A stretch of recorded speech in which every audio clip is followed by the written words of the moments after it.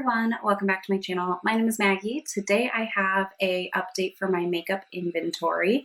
So I recently did a declutter, which I will link up here and in the description box if you want to go check that out.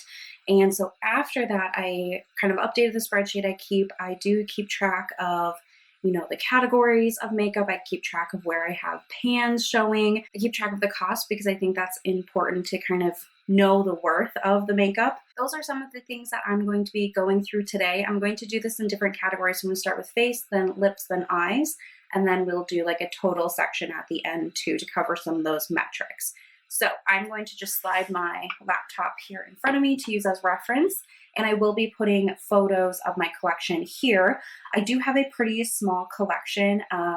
I have, over the years streamlined quite a bit. I used to have a very large collection. I'm very happy with the collection size I have now. I feel like I have enough variety, but I also don't have too much, if that makes sense.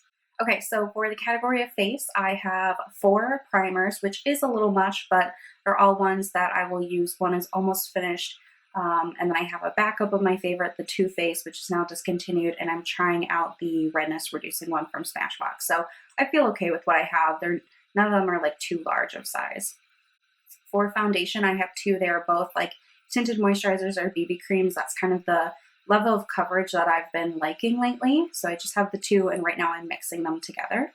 For concealer, I have 2. They are both the e.l.f. Hydrating Camo Concealer. I freaking love the formula and the finish of it. And I have 2 shades because one is my winter shade and one is a little bit more for the spring and summer when I have a deeper color to my skin. I've got 4 powders. One is included in the Hourglass Quad. And then I also have 2 loose powders, one that I'm using, one as a backup, and 1 pressed powder. I've got 3 bronzers, 2 of which are in palettes, and then 1 standalone bronzer, but they all have pan on it, which is kind of fun. I've got 7 blushes. I do count individually in the palette there that I've got 3. So in total I have 7. One of them is a cream formula.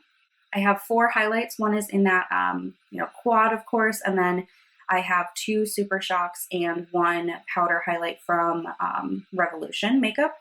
And then I've got 1 setting spray that I use every day.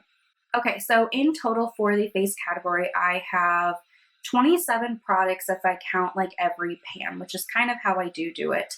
But then I figure maybe it would be fun to count the actual number of packages, the blush palette or the Hourglass palette. It's 1 package, but there's 3 or 4 pans in it. So if I count the number of individual packaging, I've got 22 products, but if I count the pans, I've got 27. So in total, the face category is worth $241.76.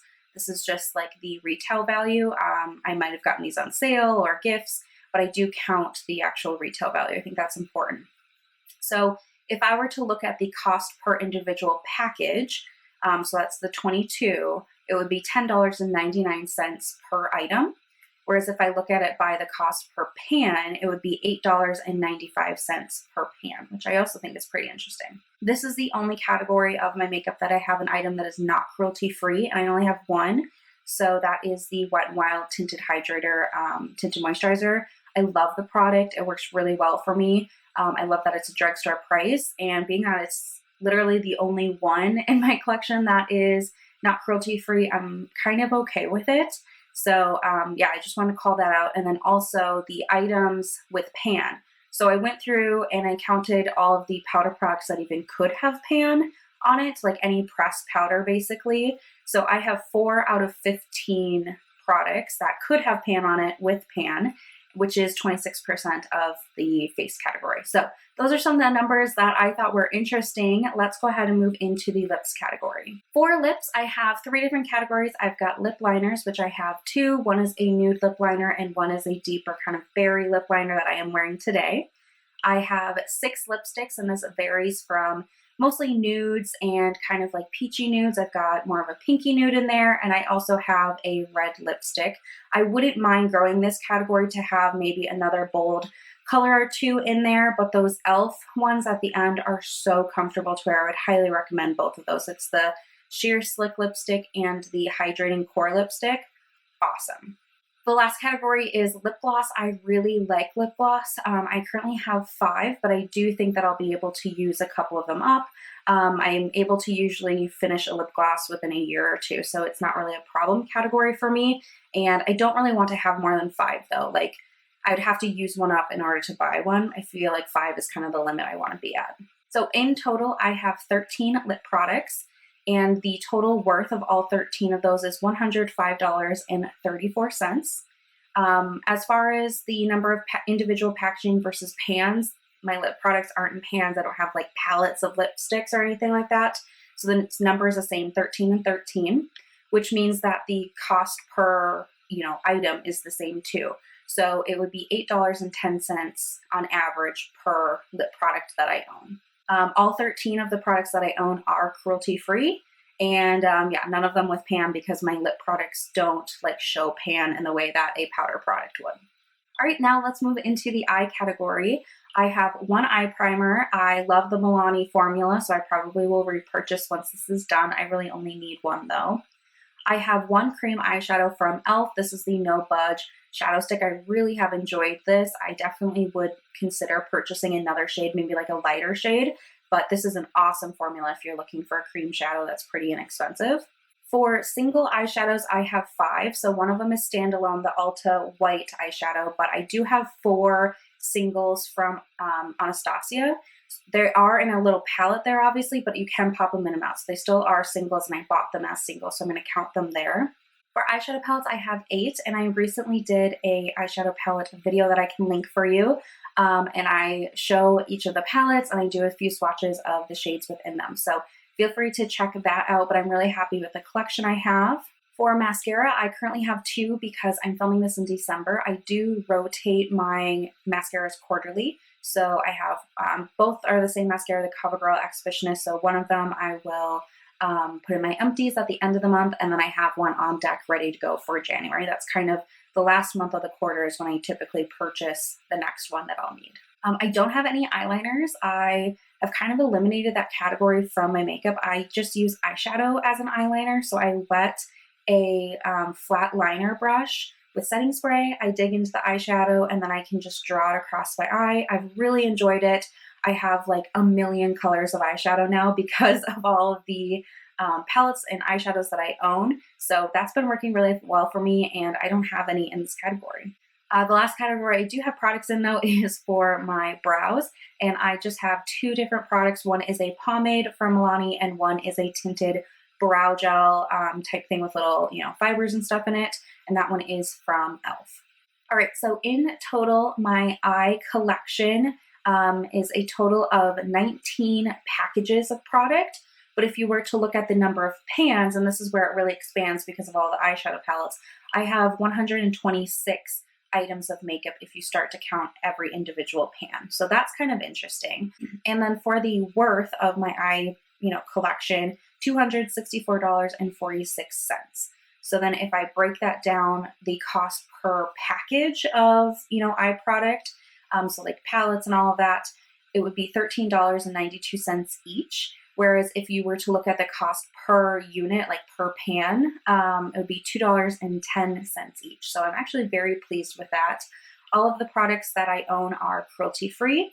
And then I did look at, again, kind of the same thing of like, what could I actually hit pan in? And then counted all the pans. So I have 17 eyeshadow pans in my collection. I have 120 eyeshadows, but I also could hit pan on my eyebrow pomade. So I didn't include that. So 17 out of 121, which is about 14%. So I'm really happy with that number as well. I have been tracking my eyeshadow pan percentage, and that's been really fun throughout the whole year and very motivating as well. Okay, so let's talk about the totals here. So between the face, eyes, and lips, if you added up the entire value of my makeup collection, it's $611.56. That's a number that I'm okay with. Looking at my collection, it's not that big. And a lot of the brands that I own quite a bit from, I own a lot of ColourPop, I own a lot of e.l.f., a lot of Milani, like a lot of drugstore brands. So $611 is still quite a bit of money, but it's certainly a lot less than if I had other brands in my collection. So I feel like for what I have, that's a decent price. Of course, I've probably bought quite a bit of this on sale or with coupons or whatever, but it's very interesting to see how fast that can add up. Okay, so if we were to count the total number of individual packages of makeup, so a palette would be one item, I have 54 items of makeup. And then if we to expand that to include every pan and every palette and all of that, I have 166 makeup items or makeup pans throughout my entire collection. So still pretty manageable there. I'm feeling good with the numbers I'm at, like I've been saying. So let's get down to the cost per package. So I have 54 packages of makeup, and the average cost would be $11.33. Whereas if we look at the cost per pan, and I have 166 items of makeup, if we include every pan, it'd be $3.68.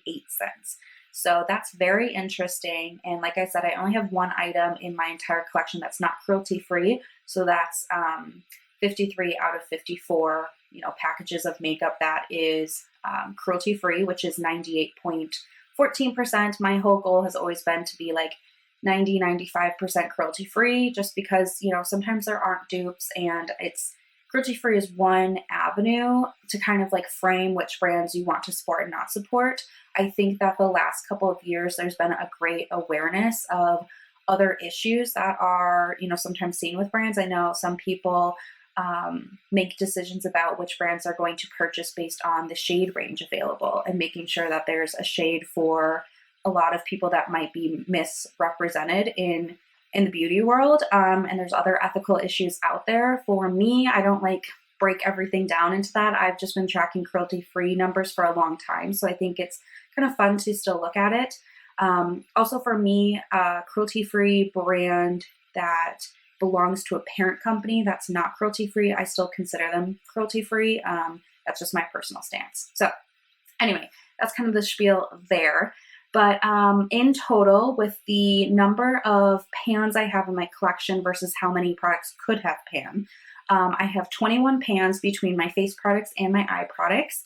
And the total amount that could have pan is 136. So that's 15% of my makeup collection currently has pan in it, which I think is really cool. Certainly this year, I'm looking to hit pan in other items. I'm looking to finish up other makeup items. So it'll be interesting to see how these numbers change. I would love to do an update for this video, maybe over the summer, like middle of the year type thing. And then we can do an update next winter as well, probably during my Vlogmas next year, because this is a great video to kind of check in on and see where things change. I don't have, a ton of goals as far as my inventory. I feel like I've said a number of times, very comfortable with where my collection is at. I'm very comfortable with the number of products in each category. I will be doing a low buy in 2022. I did one all this year. I'm going to do one again next year, and I have some kind of different rules. So stay tuned for that. Some of that includes I will only purchase X amount from this category or none in this category type of thing. So if that's something that you think you'd be interested in, feel free to subscribe so that you get to see when that video comes out. It should be out sometime in January. I'm not really sure the schedule of it yet, but yeah, that's going to be it for me today. I hope you enjoyed. Thank you for watching, and I'll see you in my next video. Bye.